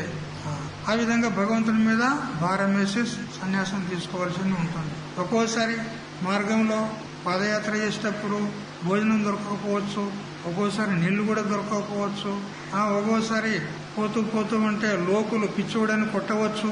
కొంతమంది అట్లాంటి మహాత్ములు కూడా అటువంటి యాతనలు అనుభవించారు. సిద్ధారూఢ స్వామి చరిత్రలో వస్తుంది. అతడు పోతూ ఉంటే ఇతడు పిచ్చోడని రాళ్లతో కొట్టినారు చాలా మంది.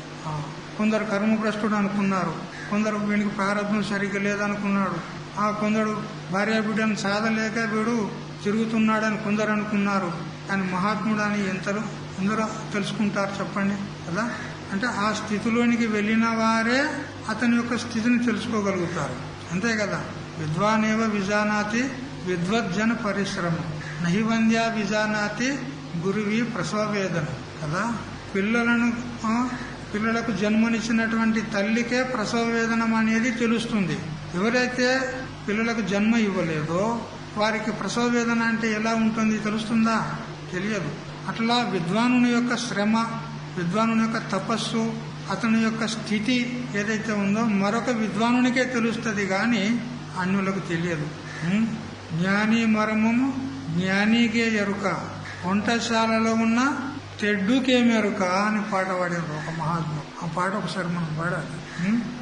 కాబట్టి మౌనవ్రతం వహించినట్లయితే దైన్యాన్ని అనుభవించవచ్చు, దైన్య భయం.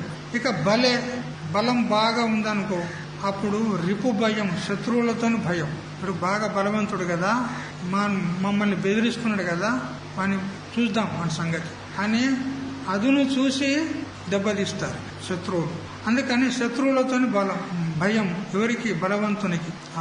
ఒక్కోసారి ఎదిరించలేనటువంటి వారు ప్రేమతో ఆప్యాయతతో నటన చేసి వాడిని స్నేహపరచుకొని, అంటే వానితో మిత్రత్వం చేకూర్చి వానికి ఏదో ఒకటి అంటే బలం ఉంటే రిపు శత్రువులతో భయం. ఈ విధంగా రూపే జరాయాహ భయం, సౌందర్యంగా ఉన్నారనుకోండి, సుందరంగా ఉన్నారనుకోండి, వాళ్ళకి ఏం భయం లేదంటారా? ఏం భయం చెప్పండి? ముసలితనం వస్తుంది కదా కొద్ది రోజులైతే. ఇప్పుడు అందంగా ఉన్నాను అనుకుంటే సరిపోతుందా? కొద్ది రోజులైతే ముసలితనం వస్తుంది. అప్పుడు ఎట్లుంటది? ఆ చేసుకున్నోడే ముఖం చూడడానికి ఇష్టపడడు కదా. అప్పుడు మొదట్లో ఎట్లుండానంటే ఫస్ట్ టైం ఎట్లుండానంటే చంద్రముఖి కదా. మొట్టమొదటిసారి ఎట్లా ఉండాలంటే చంద్రముఖి. చంద్రుడు ఏ విధంగా ఆహ్లాదకరంగా ఉంటాడో ఆ విధంగా ఈమె యొక్క ముఖం ఉండే అన్నమాట. ఆమె ముఖం చూడందే వీనికి మనసు పట్టేది కాదు, కుదుట పట్టేది కాదు. అట్లా పోయేవాడు, మళ్ళీ వచ్చి ఆమెను చూస్తేనే మనకి సమాధానం. అప్పుడు అట్లా ఉండే. ఇక కొద్ది రోజులు అయిందనుకో, ఒక సంతానం అయిందనుకోండి, అప్పుడు సూర్యముఖి అవుతుంది ఈమె. సూర్యముఖి. అప్పుడు చంద్రముఖి ఉండే. ఇప్పుడు సూర్యుని యొక్క ముఖం చూడొచ్చా? సూర్యుని చూడగలవా? ఈమెను చూడతామంటే భయం అవుతుంది వీనికి కదా. ఈమెను ఇప్పుడు చూస్తామంటే భయం అవుతుంది, ఎందుకంటే ఒక సంతానం అయ్యింది. ఇప్పుడు ఏమననికి రాదు ఆమెను కదా. ఏమనంటే ఏం కదా. ఇంకా ఇద్దరు సంతానం అయ్యిండ్రు అనుకో, జర కొద్దిగా పిల్లలు కూడా పెద్దగా అయ్యిండ్రు అనుకో, అప్పుడు జ్వాలాముఖి అవుతుంది ఇక కదా. మొత్తం చూస్తే చాలు కాల్ చేస్తుంది అందరినీ. భర్తను, అత్తను, మామను, ఇంకా మరుదులు ఉంటారు అందరూ ఈమెను చూస్తే ఇట్లా ఉణుకుతారన్నమాట. ఎందుకంటే అందరినీ కాల్ చేసేట్లాగా ఉంది, జ్వాలాముఖి అయింది కదా. అప్పుడేమో చంద్రముఖి ఉంది కదా. కానీ ఇట్లా అయిపోయింది పరిస్థితి. ఇక ఇంకాస్త అయిన తర్వాత ఇంకేముంటుంది? జరావస్థ వచ్చేస్తుంది. ఇక ఆమె ముఖం ఎవరు కూడా చూడడానికి ఇష్టపడరు. పొద్దున్నే లేచి కనుక ఆమె ఎదురుగా వస్తే ఛీ దీని ముఖం తెల్లారగానే దీని ముఖం చూస్తే కదా నేను అంటాడు కదా. ఇంతవరకు ఏ భర్త అయితే ఆమెను చూడలేకుండా ఉండేవాడు ఇప్పుడు ఆమెను చూడడానికి ఇష్టపడడు కదా. తెల్లారి నువ్వు ఎందుకు వచ్చినవే తెల్లారంగా నా దగ్గరికి అంటాడు. ఇట్లా అంటే యవ్వనము, రూపము, సౌందర్యము ఇవి క్షణికములే, ఎప్పటికి ఉంటాయా? అందుకని ఈ రూపం కనుక ఉన్నట్లయితే దాంతో ఏం భయము అంటే జరా భయం, ముసలితనం వచ్చేస్తుంది. తర్వాత శాస్త్రే వాద భయం. బాగా శాస్త్రజ్ఞుడు ఉన్నాడు అనుకోండి, అన్ని శాస్త్రాల లోపల ఆరితేరిన వాడు ఉన్నాడు అనుకోండి, అప్పుడు అతను చూసి మరొక శాస్త్రజ్ఞుడు వాళ్ళు కూడా ఇతనితోని స్పర్ధ చేయాలని వాడు తహతహ పడుతూ ఉంటాడు. దీంతో పోటీ పెట్టుకోవాలి, దీంతో వాదం చెయ్యాలి. కొన్ని దున్నపోతులు ఉంటాయి కదా, ఎనుబోతులు అంటారు కదా మీరు ఇక్కడ. ఎనుబోతులు అంటారా, ఏమంటారు? దున్నపోతే అంటారా? ఆ దున్నపోతులు పోతూ పోతూ దారి గుండా పోయేటప్పుడు చక్కగా పోవాలి కదా, అవి మనల్ని ఇట్లా అనుకుంటూ పోతాయి. అవి గుణం వాడిది, స్వభావం. పోతూ పోతూ సరిగ్గా పోవు, ఇట్లాంటి కొమ్ములు ఉంటాయి వాటికి. అట్లా ఈ శాస్త్రజ్ఞుల లోపల ఇట్లాంటి లక్షణమేనండి.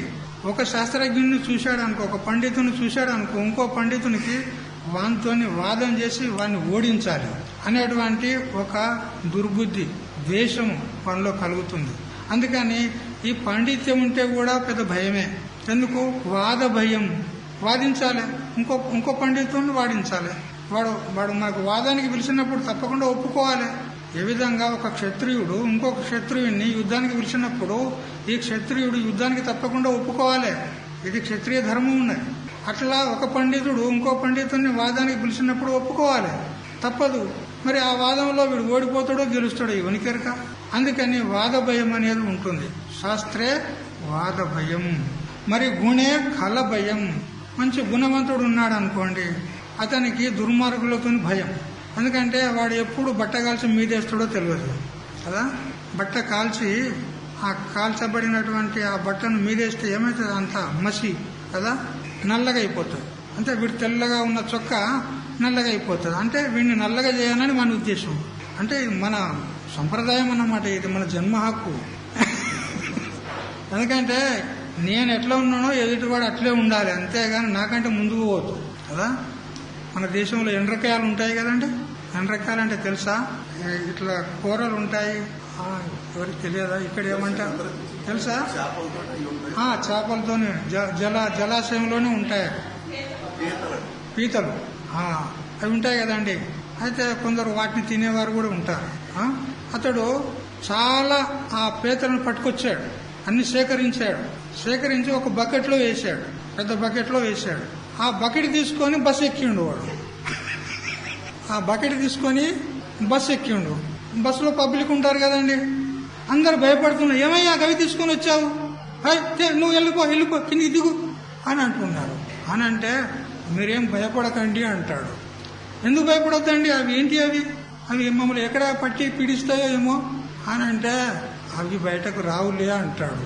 ఎందుకు రావు అని అంటే వాడి స్వభావం ఏంటంటే ఒకటి పైకి ఎక్కడానికి ప్రయత్నం చేస్తే కింది పట్టి లాగుతుందంట. ఇక బయటకు వచ్చే సవాలే లేదు, బయటకు వచ్చే ప్రశ్నే లేదు. ఒకటి ఏదన్నా ప్రయత్నం చేసింది అనుకో బయటకు రావడానికి, అది లోన ఉన్నది దాన్ని పట్టి గుంజుతుంది. మన స్వభావం అదే. ఒకటి ముందు పోతుంటే వాని కాలు పట్టి గుంజే స్వభావం మనది, అంతే కదా. అట్లే గుణవంతుని చూసినట్లయితే దుర్మార్గులకు ఈర్ష్య. వీడు ఎంత ముందుకు పోతున్నాడు, ఎంత ప్రసిద్ధి అవుతున్నాడు, ఎంత కీర్తిని పొందుతున్నాడు అని వారు ఏదో ఒక పన్నాగం చేసి ఈ మహాత్ముని అవమానం చేస్తారు, సమాజంలో అతన్ని కించపరుస్తారు. ఇట్లాంటి ఘటనలు ఎన్నో జరిగినాయి మహాత్ముల విషయంలో. మంచి మంచి మహాత్ములను కూడా వాళ్ళు అది ఏమంటారు అంత ప్రచారం చేసుడు, ఏమంటారు దానికి, వీడియో వాళ్ళు చేస్తారు కదా. ఈ విధంగా చేసి వీడియో వాళ్ళదేం తప్పు లేదు. కాకపోతే ఈ ప్రజలు ఉంటారు కదా దుర్మార్గులు, అగో ఆయన ఇట్లా చేస్తున్నాడు, అగో ఆయనే మంచి మహాత్ముడు అంట, వాళ్ళతో మాట్లాడుతుండ, వీళ్ళతో మాట్లాడుతుండ, స్త్రీలతో మాట్లాడుతుండ అని అభ్యర్థనం చేస్తారు. ఆ భక్తులే స్వయంగా ఇంకా ఒక్కొక్కడు వాని శిష్యులే ఆ విధంగా చేస్తారు. ఇంకా పీఠం ఇస్తలేడు కదా ఇంకా. అట్లా అంతే. ఇప్పుడు ఎట్లా తయారైనాయనంటే అన్ని యాప్స్ కదా. ఎవరో ఒక స్త్రీ ఉంటుంది, ఎవరో ఒక పురుషుడు ఉంటారు, వాళ్ళు మాట్లాడుకున్నట్టుగా ఆడ తీస్తారు అక్కడ. అరే ఎంత ఘోరం, ఎంత అన్యాయం చెప్పండి. ఇప్పుడు ఇది వైరల్ అయిందనుకోండి, అప్పుడు ఆమె బతుకు నష్టమే, వీని బతుకు నష్టమే, అంతే కదా. అట్లా గుణవంతులు ఉంటే ఈ దుష్టమైనటువంటి జనులు ఉంటారు కదా, వాళ్ళను అపకీర్తి పాలు చేయడానికి ప్రయత్నం చేస్తుంటారు. కాబట్టి వాళ్ళతోని భయం. గుణే ఖల భయం. ఖలులు అంటే దుర్మార్గులు. కాయే కృతాంతాద్భయం. కాయం అంటే శరీరం. ఈ శరీరం వచ్చింది కదా మనకు. ఇప్పుడు మనకి ఏం భయం లేదంటారా? ఒకనాడు మృత్యు అనేది వస్తుందని గుర్తుందా లేదా? మరి మృత్యు భయం ఎవరికి లేదు చెప్పండి? సావు అంటే మీకేం భయం లేదు కదా? సావు వస్తుందని అంటే ఏమైనా భయం ఉందా? భయం ఉంది. చూడండి, ఒకవేళ డాక్టరే చెప్పాడు అనుకోండి, ఆ పరీక్ష మహారాజుకు చెప్పిండ్రంటే ఆయన మంచి విచారపరుడు కాబట్టి అతడు మంచిగా స్థిరంగా ఉండగలిగినాడు ఆ 7 రోజులైనా. ఎందుకుగా మనకే ఒకవేళ డాక్టర్ చెప్పాడు అనుకో, ఈయనే ఏదో ఇక వారము 10 రోజులు అంతకంటే ఇక ఎక్కువ ఆశ లేదండి అన్నాడు అనుకోండి, అది సరిగ్గా రోగితో చెప్పడు కదా డాక్టర్. రోగితో చెప్తే భయపడతాడా? రోగికి చెప్పడు. వారికి సంబంధించిన వారిని దగ్గరికి తీసుకొని చెప్తాడు అనమాట. అయితే వారికి చెప్తూ ఉండగా ఈ రోగి విన్నాడు అనుకో, వాడు అప్పుడే ఖలాస్ అయిపోతాడు కదా. అట్లా ఎందుకంటే మృత్యు అనేది అందరిని కూడా భయపెట్టిస్తుంది. మంచి మంచి వాళ్ళను, అవతార పురుషులను కూడా మృత్యు కబలించిందా లేదా? ఉన్నారా వాళ్ళంతా అవతార పురుషులు? మరి వారికే తప్పలేదంటే మనకెలా తప్పుతుంది? అందుకని ఈ శరీరానికి మృత్యు భయం అనేది ఒకటి ఉంది. ఇంతకంటే పెద్ద భయం ఇక మరొకటి లేదు ఇక ప్రపంచంలో. ఈ విధంగా విచారిస్తే సర్వం వస్తు భయాన్వితం భువి నృణాం అన్నాడు. ఈ ప్రపంచంలో మానవులకు సకల వస్తువులు కూడా భయానికి కారణమే. ఏ వస్తువును తీసుకున్నా భయానికి కారణమే. ఇది నాకు ప్రియం ఉన్నది అని అనుకున్నటువంటి వస్తువు కూడా ఒకనాడు అది నీకు భయానికి కారణమవుతుంది. ఇది నాకు అనుకూలం ఉన్నది అని స్వీకరించినటువంటి వస్తువు కూడా ఒకనాడు నీకు భయానికి కారణమవుతుంది. చూడు, ఇప్పుడు ఆరోగ్యంగా ఉన్నావు, యవ్వనంగా ఉన్నావు, నువ్వు ఎంత తీపి తిన్నా గానీ ఏం కాదు. ఇప్పుడు అదే షుగర్ వచ్చిన తర్వాత ఆ తీపి ఏమవుతుంది? నీకు భయాన్ని కలిగజేస్తుందా లేదా? షుగర్ వచ్చిందనుకో, అప్పుడు తింటావా? మంచి మంచి లడ్లు, జిలేబులు, గులాబ్ జామున్ తింటావా? తినవు.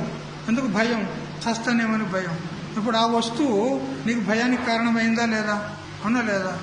మంచి గరం కోట్ తీసుకున్నాం అనుకోండి, సూటర్ అంటారు కదా, మంచి ఉలెంది, ఏమి అది చలికాలంలో మనకు సుఖాన్ని ఇస్తుంది. అవును కదా? ఇప్పుడు తొడుకోండి కదా, ఇప్పుడు తొడుకోండి. తొడుకోగలరా? ధరించగలరా? ఎందుకు? దుఃఖాన్ని ఇస్తుంది. భయానికి కారణమైందా లేదా? ఇట్లా ప్రతి వస్తువును మీరు విచారం చేయండి. ఈ రోజు నాకు ఇది అనుకూలం ఉన్నది, నాకు ప్రియం ఉన్నది అనుకున్నటువంటి వస్తువు ఒకనాడు నీకు తప్పకుండా భయానికే కారణమవుతుంది, దుఃఖానికే కారణమవుతుంది. ఈ లోకంలో ఇది నియమం ఉంది, అబాధిత నియమం. అందుకని మరి అభయం ఏమిటి స్వామీజీ అని ఇన్ని భయాలు చెప్పినావు కదా, మొత్తం లోకమే భయగ్రస్తం, అంతే కదా. మరి అభయం ఏమిటి అని ఒకవేళ అడిగినావనుకో, అంటే వైరాగ్యమేవా భయం అన్నాడు. వైరాగ్యమే అభయస్థితిని మనకు ప్రాప్తం చేస్తుంది. భోగాలు కాదు మనకు సుఖాన్ని ఇచ్చేటి, అర్థమైందా? అందుకని విషయాల్లో ఉన్నటువంటి రాగాన్ని వదిలితే దానికే వైరాగ్యం అంటారు. విగత రాగ యస్మాత్ సహ విరాగ కదా. ఎవరి నుండి అయితే రాగం, ఆసక్తి అది తొలగిపోయిందో అతడు విరక్తుడవుతాడు, విరాగుడు అనబడతాడు. ఆ వైరాగ్యమే మనకు ఆ భయాన్ని ప్రసాదిస్తుంది. అందుకనే కదా మహాత్ములు విరక్తులు కాబట్టి ఆ మృత్యువు కూడా భయపడరు. మృత్యుకే భయపడరు అన్నప్పుడు ఇంకా ప్రపంచంలో ఎవరికి భయపడతారు చెప్పండి? ఏ చక్రవర్తికి భయపడడు, ఏ పెద్దలకు, ఏ బలవంతునికి, ఏ పహల్వాన్కు కూడా భయపడడు. అదన్నమాట, ధైర్యం ఉంటుంది, అభయస్థితి పొందినాడు కాబట్టి. ఈ విధంగా భోగాలు ఏవైతే స్వార్థ జీవులు అనుభవిస్తారో అవి రోగాలకే హేతువులవుతాయి. చివరికి మృత్యువాతబడి వాళ్ళు నరక ప్రాప్తిని పొందుతారు, నరకగాములు అవుతారు. అందువల్ల 2 విధాల జీవులు ఉంటారని మనం విచారం చేశాము. తర్వాతి శ్లోకం నుంచి సాయంత్రం నుంచి తెలుసుకుందాం. హరి ఓం తత్సత్. ఓం సహనావతు సహనౌ భునక్తు సహ వీర్యం కరవావహై తేజస్వినావధీతమస్తు మా విద్విషావహై. ఓం శాంతి శాంతి శాంతి.